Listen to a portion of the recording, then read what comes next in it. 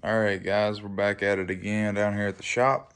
Uh, I got a little bit of moving around I got to do to be able to get this in here. I got a whole bunch of cleaning we got to do in here. But this is just gonna work for now. Once I get these fluids changed, I'm gonna tidy up a little bit in here.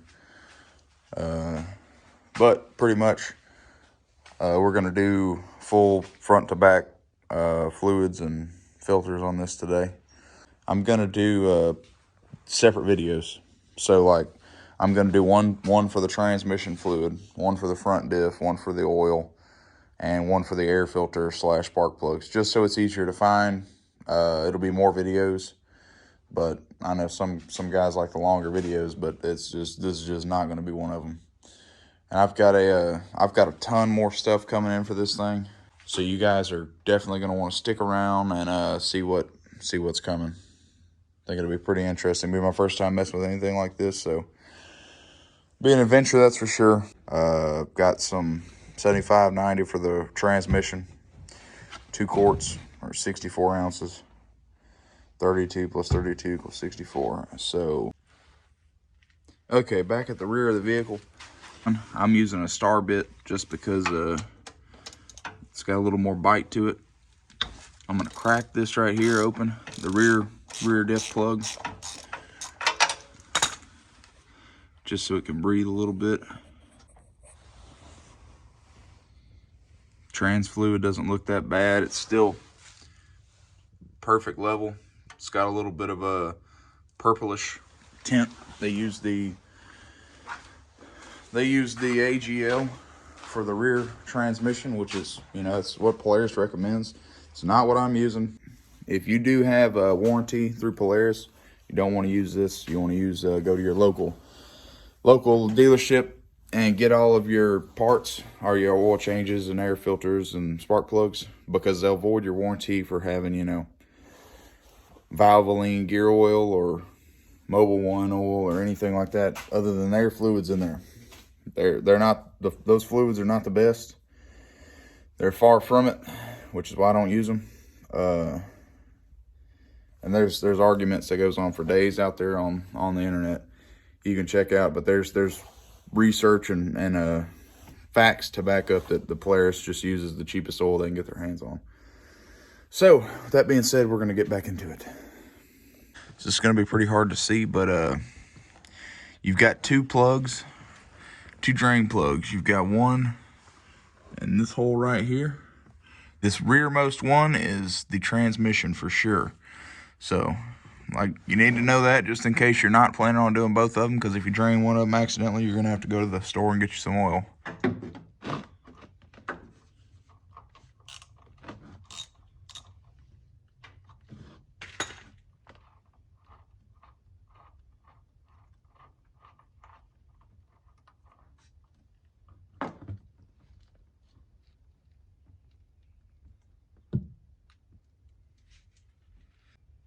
All right, so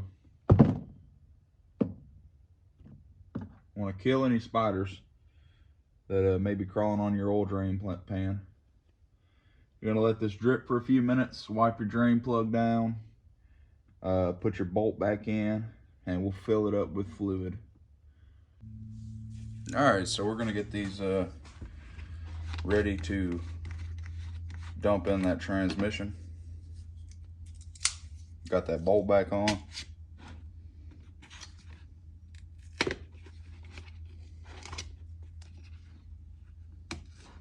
Want to fill these up. You're gonna want to put this in the transmission until it's coming out the dipstick, I believe, or well, the fill hole. And I think it's 64 ounces. And there's a lot of people who like to overfill them, just because the Polaris bearings, they're not the best. So, like I said, if you want to jack it up, do it a little bit, that's fine. I'm just gonna fill mine up as much as it'll go. So, I don't guess I need to put that knife up.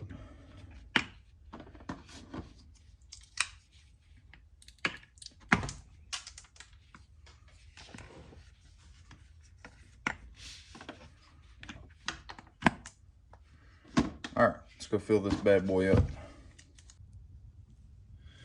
All right, so I shove this in there, squeeze it till it's coming out. My drain pan's still dripping down there, so.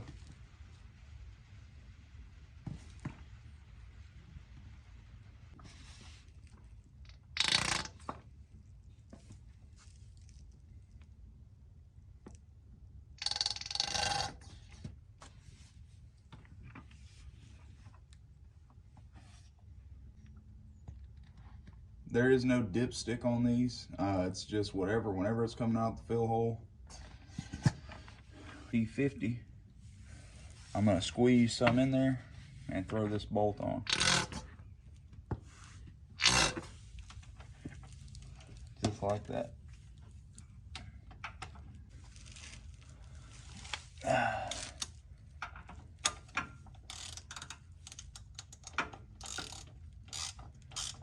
We'll snug it up, give it just a little bit. It's best to have a torque wrench for sure, but we don't have them around here, as you can tell by looking at this shop. I actually did have one somewhere, but no telling where that got off to.